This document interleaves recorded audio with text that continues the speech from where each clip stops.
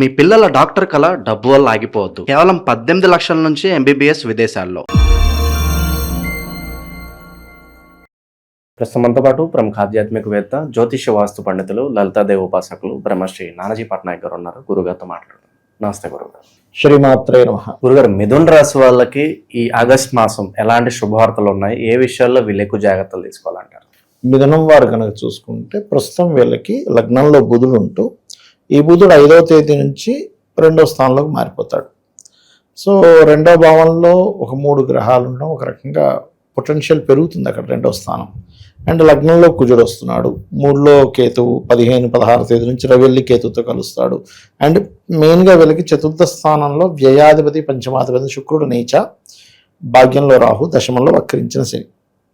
ఇక చంద్రుడు 12 రాశులు తిరుగుతుంటాడు. అయితే ఈ యొక్క గ్రహస్థితిని అనుసరించి వీరికి గోచార బలం ఎలా ఉంది, ఏ విషయాల్లో అనేటువంటి అంశాలు చెప్తుంది నేనైనప్పటికీ చెప్పిస్తుంది సాక్షాత్ లలితామ్మ వారిగా భావిస్తూ, ఆ లలితాంబిక అమ్మవారి యొక్క అనుగ్రహం పరిపూర్ణంగా కలగాలని మనస్ఫూర్తిగా కోరుకుంటూ, ఇక వీళ్ళకి జీవిత భాగస్వామి కూడా ఫైనాన్షియల్ గ్రోత్ పెరుగుతుంది. వీరికి కూడా ఫైనాన్షియల్ గ్రోత్ అనేటువంటిది బాగా ఉంది ఈ నెల, ముఖ్యంగా 5 నుంచి 15వ తేదీ మధ్యలో. అదేవిధంగా కొంచెం అంటే ఉద్యోగంలో మార్పులు అయితే ఖచ్చితంగా చూపిస్తున్నాయి. అది కూడా కొంతమంది ఉద్యోగం చేస్తూ లేదు నేను హైయర్ ఎడ్యుకేషన్లో ఎంఎస్ చేయాలి, లేకపోతే ఇంకోటి ఏదో ఎడ్యుకేషన్ చేయాలి, ఈ ఉద్యోగం కదా, కొంతమంది బ్రేక్ ఇచ్చి మళ్ళీ పెద్ద పెద్ద ఉన్నత విద్యలు చదువుతారు. అటువంటివి ఎక్కువగా చూపిస్తున్నాయి ఇప్పుడు చెప్పాలంటే. ఇక వివాహ నిర్ణయాలు పర్టికులర్గా ఏంటంటే ఈ మాసంలో ఈ మౌఢ్యం ఉంది ఎలాగో 13వ తేదీ వరకు కూడా. మౌఢ్యమి తర్వాత కొంత వివాహ నిర్ణయాలు చేసుకోవడానికి అది బాగుందని చెప్పుకోవచ్చు. కుటుంబ సభ్యుల్లో లేదా బంధువర్గంలో అమ్మ తరపు బంధువర్గంలో వారితో ఎవరితోనైనా, తల్లి తరపు బంధువర్గం వారితో సంబంధాలు కనుక వెతుక్కున్నట్లయితే ఈ మాసంలో వీళ్ళకి చాలా అనుకూలంగా ఉంటుంది. వీరికి శత్రుత్వం పరిస్థితి ఏంటి గురుగారు? ఎవరితో ఎక్కువగా శత్రుత్వం ఏర్పడాలి? బంధువులతో కొంచెం శత్రుత్వాలు ఉన్నాయండి. బంధువులతో ఏదైనా ల్యాండ్ తీసుకునే విషయంలోని, ప్రేమించిన వారితో శత్రుత్వాలు అవడం. ఎందుకంటే ఇక్కడ స్నేహితులే శత్రువులు అయ్యే ఛాన్స్ ఎక్కువగా ఉంటుంది.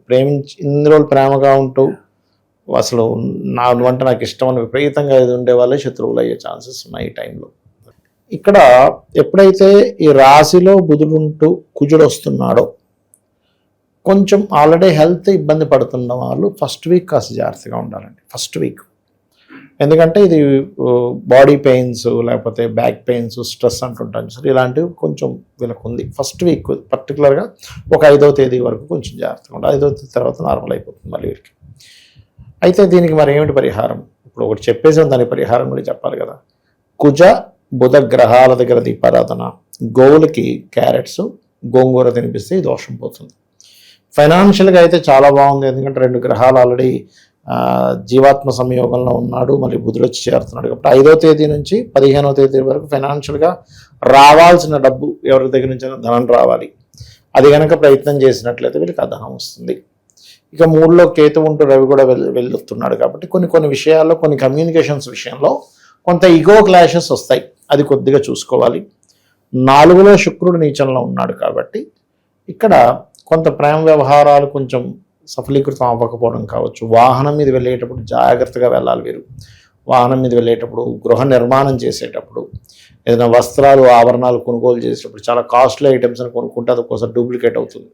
అటువంటివి పర్టికులర్గా ఈ నెలంతా జాగ్రత్తగా ఉండాలి. ఓకే.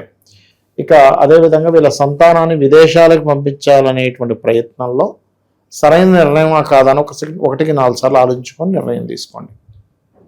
ఓకే. శత్రువులు, అనవసరమైన శత్రుత్వాలు పెంచుకుంటారు కుజుడు లగ్నంలో ఉండడం వల్ల మిథునం వారు.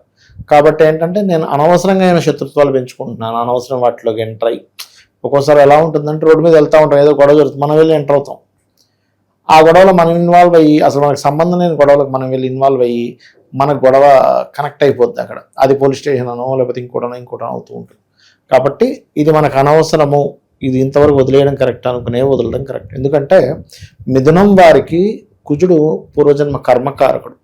సో పూర్వజన్మ కర్మకారక ప్లానెట్ కనుక యాక్టివ్ అయ్యి లగ్నంలోకి వచ్చినప్పుడు ఇటువంటివి ఇస్తూ ఉంటుంది. అంటే వీళ్ళ కర్మ ఏదో రూపంలో అనుభవించాలి కదా, ఆ రూపంలో ఇస్తూ ఉంటుంది. అందుకని ప్రజెంట్ ఉన్న గ్రహస్థితి బట్టి మరి వీళ్ళు ఎవరిని ఆరాధించాలి, ఎలాంటి పరిహారాలు చేస్తే బాగుంటుంది అంటారు? వీళ్ళు ఎక్కువగా లలిత చేసుకోవడం చాలా మంచిది.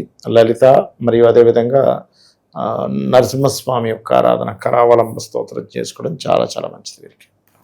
ఏ క్షేత్రానికి వెళ్తూ ఉంటే బాగుంటుంది గురుగారు వీళ్ళు? వీరు ఎక్కువగా కాళరాత్రి, కాళీ అమ్మవారు లేదా కాలభైరవుడి యొక్క ఆరాధన, దుర్గా క్షేత్రాలకు వెళ్తే మంచిది ఇప్పుడున్న కండిషన్లో. గురుగారు, ఆగస్టు 13 నుంచి మనకి శ్రావణ మాసం ఉంది. మరి ద్వాదశ రాశులందరికీ కూడా విశేషంగా అన్ని విధాలా కలిసి రావాలంటే ఎలాంటి పరిహారాలు చేసుకోవచ్చు అంటారు ఈ మాసంలో? శ్రావణ మాసంలో వెంకటేశ్వర స్వామి యొక్క ఆరాధన చేసుకోవడం చాలా మంచిది. వెంకటేశ్వర స్వామి సుప్రభాతంతో నిద్రలేవడం, విష్ణు సహస్రనామాలు వినడం, వీళ్ళకి ఏమవుతుందంటే వెంకట అంటే పాపముని తీసేసేవాడు వెంకటేశ్వర స్వామి, ఈ కలియుగ దైవం. కాబట్టి వెంకటేశ్వర స్వామి ఆరాధన ఈ మాసం అంతా కూడా వీళ్ళు అంటే ఉదయం నిద్రలేచిన వెంటనే కూడా కాస్త అంటే వీళ్ళు ఒక ఉపవాసంలాగా చేయాలనుకుంటే చేసుకోవచ్చు. అంటే ఒంటి పూట ఉండడం, ఇట్లా కొంచెం దీక్షలా తీసుకొని చేసుకుంటే చాలా మంచిది. శ్రావణ మాసంలో అన్ని రాసుల వారు కూడా తిరుపతికి వెళ్ళి వస్తే చాలా మంచిదండి. ఎందుకంటే కర్మస్థానంలో ఈ కాంబినేషన్ ఏర్పడుతుంది అమావాస్య తర్వాత చూసుకున్నట్లయితే. సో ఎప్పుడైతే శ్రవణ నక్షత్ర సంబంధంగా ఉండేదాన్ని, పౌర్ణమి వచ్చేదాన్ని శ్రవణ మాసం ఎలా అంటారో, ఈ కర్మకారక రాశిలో శ్రవణ నక్షత్రం ఉంటుంది. ఈ కర్మ మనకు తగ్గాలి అంటే ముందుగా పూర్వజన్మ కర్మ దగ్ధం అవ్వాలి.